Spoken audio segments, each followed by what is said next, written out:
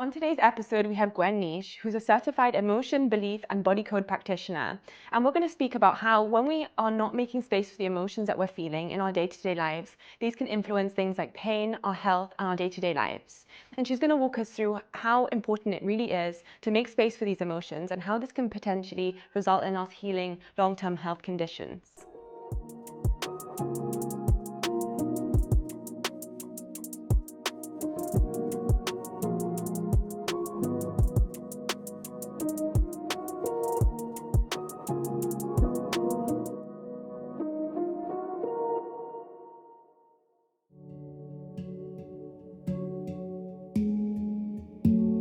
Hi, Gwen. Thank you so much for coming here today to speak to me. Thank you for having me. So I know that you work with the emotion, the body, and what was the last code? The belief. The belief code. code. Okay. And I wanted to bring you on to have this whole conversation about what is the emotional baggage that we actually carry and how does this impact the well-being of our body? Well, we are human beings, so we feel throughout the day emotions. So you have good feelings, good emotions, that's easy to feel, and you're happy and you want more of it. Then you have negative ones, but that's okay. You can deal with them, no big deal, little nuisances of life. And then you have intense emotions that really those ones you don't want to know that they're there. You just want to sweep them under the carpet. Whatever you felt was too intense, too dramatic, and you play the ostrich. That's when you trap the emotion. And you trap them because of everything is energy, basically. That's all it's down for. If you take anything, or a human being, or an object, or whatever, you put them under the microscope, you will see cells, molecules, atoms, and emptiness with little lights whizzing around. That's the energy all common to everything. That's why we're all connected. And in a healthy body, the energy flows naturally. And that enhances the healing process, the natural healing process, because our bodies are fantastic machines. They regenerate, they heal naturally when that flow flows. Emotions also are energies. When you meet someone for the first time, you have that feeling, don't you? You like person or you don't like the person. That's the energy. Sometimes you think of someone and all of a sudden, you get a message from that person. That's because we're connected within the energy. The emotion being an energy, imagine it's like a little ball.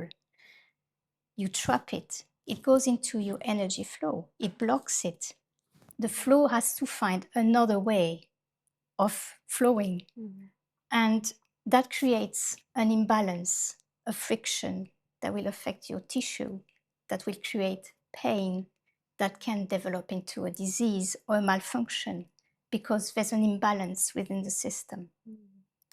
That's how.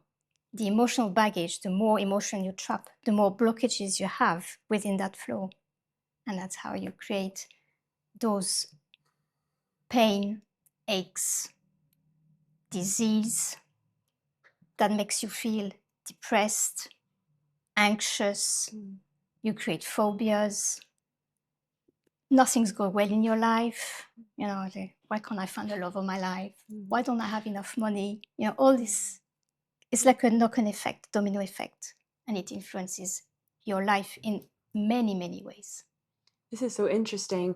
And I think it's like what I've understood from what you've said has been there are so many different types of emotions that we feel throughout the day. Yeah. And there are some which are so intense that we just find the ways to like push them down. Yes. And there's so many ways that we do that. We avoid, we are numb, we distract ourselves. Yes. Which can be a good coping mechanism at some times for some things. Yeah. But like chronically over time, you're saying it can make us sick. And it's not just sickness in the body, but it's also mental health issues. Yes. And also like bigger obstacles in life initiations, like wanting to find a partner, or like lots of like even finding a job that you want. It's like almost like we are blocking it because we're blocking the emotions that we're meant to be experiencing. Exactly. So I'd love for you to explain a little bit more. So is it the trapped emotions that we have and then we build a belief around what we can have in our life because of them? It can work that way, but also a belief is something we're brought up with as well. You have the beliefs that you will create yourself, but you start being able to analyze things by the age of 7. So everything before that is acquired, if you want, or influenced by your environment. So that's how you also have beliefs deep down. I mean, I can think of an example because I was just thinking about it this morning. I was listening to something. It's like when we're young, we feel like we need to fit in. And for girls especially, like they're trying to find places where they fit in, and maybe another girl might be mean to them. And then they've built this belief as like, I can't be my real self because I won't fit in that environment. Yes. I won't fit in. I won't be accepted or liked if I am my real self. Yes. And then that can then have this belief as like, I always need to edit who I am or change who I am to be able to fit into the world. Yes, yes. And that's like, I think, a core belief that a lot of people can maybe resonate to before the ages of 7. Definitely. Oh, yeah. But before the age of 7, it's like the education you're getting as well will install some beliefs that will contradict yourself when you grow up and you start wanting to be yourself. And there's a contradiction there. So it's preventing you from being who you are, being who you really are, and living your life in a false way, if you want. So releasing that belief helps you to develop the way you want to develop. And I think even like maybe even releasing some of the trapped emotions related to that situation, right? Of course. Because that can create the belief, but it can also create shame or like, I don't know. It does. When you release a belief, you have to dig. You have to dig. It's not just finding the belief. You also have to dig what's everything that's behind it within the body code and within the emotion code.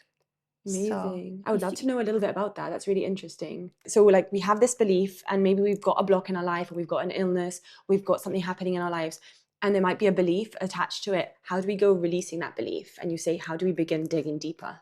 You have to connect to the person to find the emotions or whatever it is, the blockages.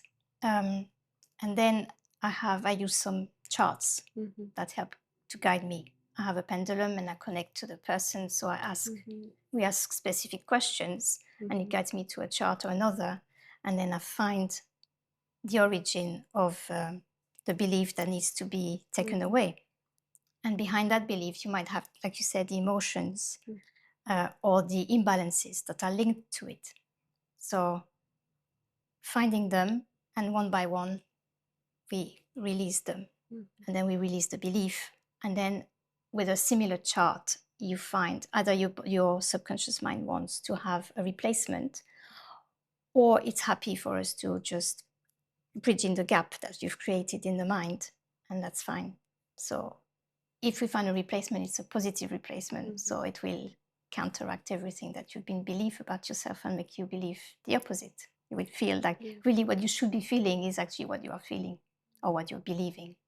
So the emotion code then is like a practice, right? Like you go to a practitioner such as yourself and you go for the emotion code and you're using a pendulum to work with the person's energy, right? Yes. So you're testing kind of like yes and no. Does this person need to release this deeper? Do they need to do this deeper, right?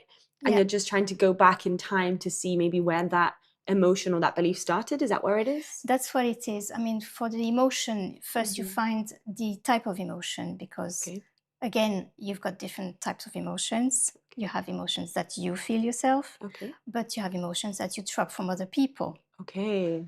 Because we're all connected. You have a friend who's feeling sad all of a sudden and you feel that sadness. You share that sadness. So it becomes a shared emotion or an absorbed emotion. If you're in a womb, for example, you do start feeling emotions. You're born with emotions already. You feel your mums to start with. If your mum is feeling sad, then the fetus will feel that and can trap it. Wow. So it goes all the way back to even further than we can remember, which is like before the date that we're even born. It's like once you're in utero, you're absorbing all of the emotions that your mom's experiencing. Yes, yeah. Incredible. Your mum and the ones that she has absorbed, you can absorb as well. The one that's in your family tree are passed down. So you come with a baggage anyway, somehow, and you add to it. So we have to identify which type of emotion it is, because if it's something that you've shared or that you have trapped from someone else, when you release it from the person, because we're all connected and energy doesn't know time or place, you release it to everybody else that's had it. That's so powerful. So like So one person making the choice to do this work is then moving it through every single to person that everybody. ever Yeah, experienced yeah. that you shared it with. Yes, yes. That's incredible. So you're And healing other people at the yeah. same time, And also intergenerationally, and right? Because into you're moving through. generations, past and future, because you might have Yeah. some that you've passed on to your children. So you Amazing. release that as well for everybody. Everybody that's got it. That's so powerful. Mm. So like what I'm hearing you say then is like what I'm inferring, I'm thinking, okay, so if I have a health issue and I go back and I work on this emotion code and I find the beginning emotions or beliefs that I originally begin to feel this around and create the sickness around, then if I can heal it myself and it's hereditary, essentially you're healing this also through other generations too. Yeah, that's in theory, yes, definitely. That's so powerful. Yes. And so once you've like kind of identified where the emotion originates from in that person or that individual's life, how do you go about releasing it? Well, you just swipe a magnet along the governing meridian a few Amazing. times, and it goes. And sometimes you feel it going. I mean, I yawn a lot. I yawn a lot too, especially on this program. It's amazing. Like Yeah. you swipe and obviously and it's go. You feel it Wow. going. And after a session, a lot of people the thing that they feel is relief and feeling lighter That's amazing. because you've Yeah. unloaded the baggage. That's incredible. And then you're obviously having this beautiful knock-on effect where it's moving through everyone else that it could have affected too. That's so beautiful. And if that emotion affects a pain, sometimes the pain is gone by the end of the session. Wow. You know. Now it doesn't mean that it will not come back because it depends on the intensity of the pain and the readjustment you have to do. That takes time. If it's a big misalignment, for example, your body will not want to correct it straight away because it would be too much of a shock to the body. So it goes gradually. So you have to come back and work on it again if it comes back. But it will be less intense. You will feel every time that there's an improvement. You know, I had a lady who had a nerve trapped in her back. She had an operation, you know, and yes, they desensitize the nerves, that's it, right? that's the word. And they told her it would come back. And she could feel it coming back. And she came to me, and we had like 8-10 sessions with just the emotion code. And one day she said, well, today's the end because the pain's gone. And since she hasn't had the pain yet, it hasn't come back. That's incredible. Because we went to the origin of the problem. You know, if you treat a symptom, you treat the symptom. Exactly. Yeah. You go to the origin of your problem, it goes. I think this is so powerful because we do live in a world where we expect quick fixes, and even like a lot of like the medical industry is like targeting the symptoms versus the origin. Exactly. And a lot of the work that I've always done is helping people to understand that if you look at only the symptoms, you're going to keep like, you know, whack-a-mole, you're going to keep hitting all of the symptoms, and actually it's usually something emotional that's going on underneath the surface, which is then creating all these little symptoms which are actually very connected to each other. Exactly. Which could be emotions like anxiety or depression or like any of these things that are coming up. Well, if you feel in pain, obviously your mental is going to be affected. Your well-being, it's a whole package, isn't it? So, and it's amazing to see how you have a pain in the knee that will be caused by an emotion trapped in your heart, for example. You know, it doesn't make sense, and it does sometimes once you dig up and you have all that list of emotions or aches and pains, and you hit a place and they go, oh yeah, but that's true, yeah. I mean, and sometimes you don't even realize you have it.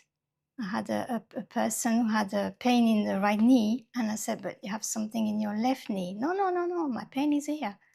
Okay, we'll just accept it and take it because your body's telling me you've got something on that knee as well. Okay. And she went to see a physio who told her you have a problem in the left knee. And she went, oh. I think it's like sometimes we don't even realize like You how don't loud our body's realize. speaking too, right? Yes. And sometimes pain here can overwhelm the pain there. Yeah. And like we're quite like single-minded focused, and we forget like actually there is a lot going on in the body. There is. And we can, I think, get caught up a lot in the stories of being sick. And I think, you know, it's very hard not to be when you're in pain or when you're going through something chronic.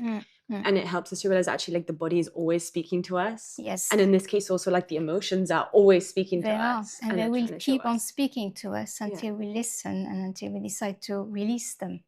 Because that's the whole point. And I think the point is that we have a choice, right? Is what I'm hearing you say, which is beautiful. It's like we have a choice to see our bodies a little bit differently, to see our emotions differently, and to see that we can create change in our lives. We can.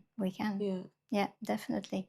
And I think it's like one of the things I was thinking about when you were speaking about that was like when I would see a lot of people like as a nutritionist for autoimmune diseases. And what I always found the link with is like the autoimmune disease was always stemming from like childhood experiences or trauma.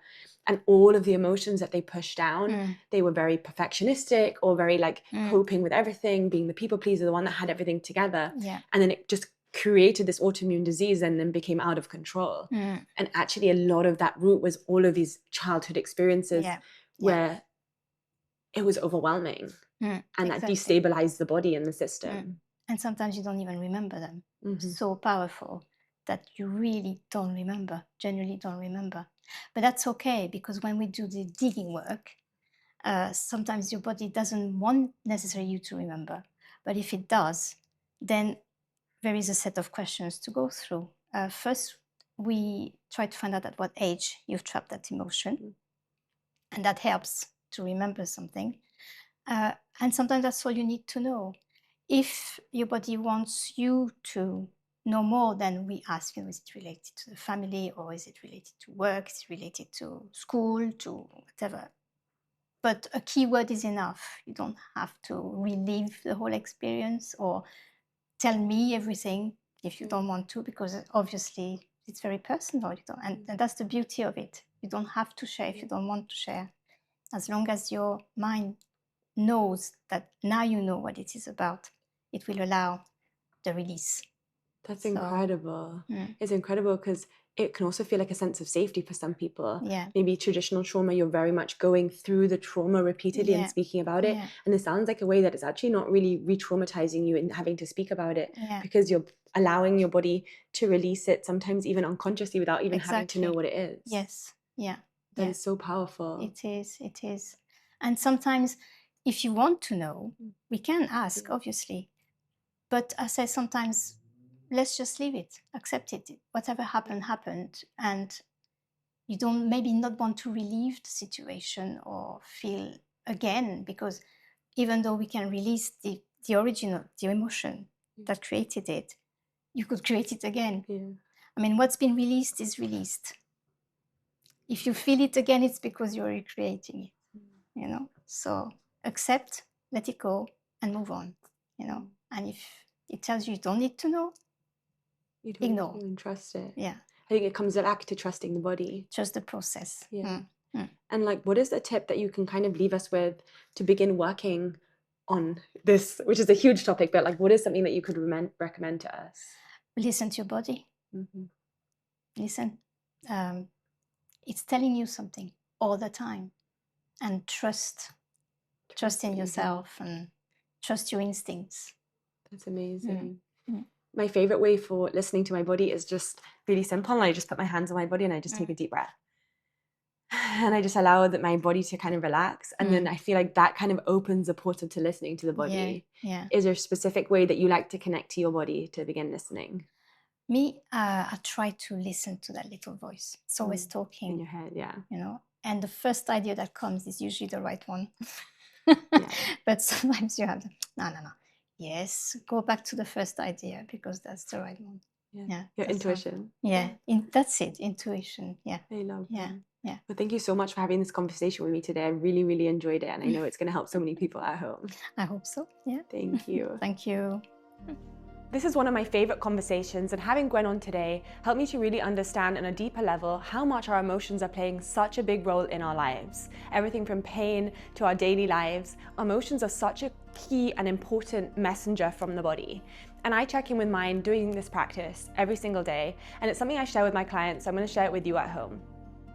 This practice is so simple to do at home, and it can be done in just a few minutes. So just getting into a comfortable sitting position, you can place your hands on your body if you want to, and you're going to begin to close your eyes and just slowly take a deep breath. And the important thing here is that you're just feeling the breath and you're feeling the movement of your body. So just breathing in and just feeling the rise and fall of your abdomen and your chest. And then just exhale out as a sigh. And you just breathe in a few times this way, breathing in and out. And as you do, you're just going to slowly begin to notice how your body feels. Are there any sensations in your body? Any pain perhaps? Any discomfort? And as we do, we just notice and we listen. And we can sit in silence here, just noticing the breath, noticing the sensations. And we're going to come out of the mind and into the body, into what we're feeling in this moment. And as we practice this and we breathe and we slow down and we regulate the breath, this allows us to slowly deepen into the body even more. You can bring your awareness down into your heart if that feels good. And we just notice and we breathe. And we slowly allow the body to get into a state of relaxation. And it's from this place we can listen, or we can ask, what am I feeling today? What is my body trying to communicate with me today? Are there any feelings? And just breathe. And you can stay with your breath here. You can stay with the sensations as long as you need. And slowly, as you build this practice day after day, you'll become able to listen even more deeply to the messages and the sensations within your body.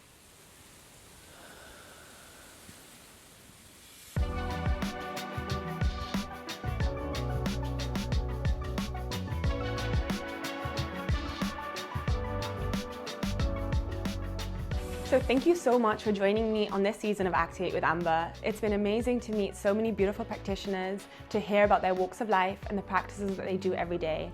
I hope that you as well have taken something from this. So thank you for tuning in. Take care.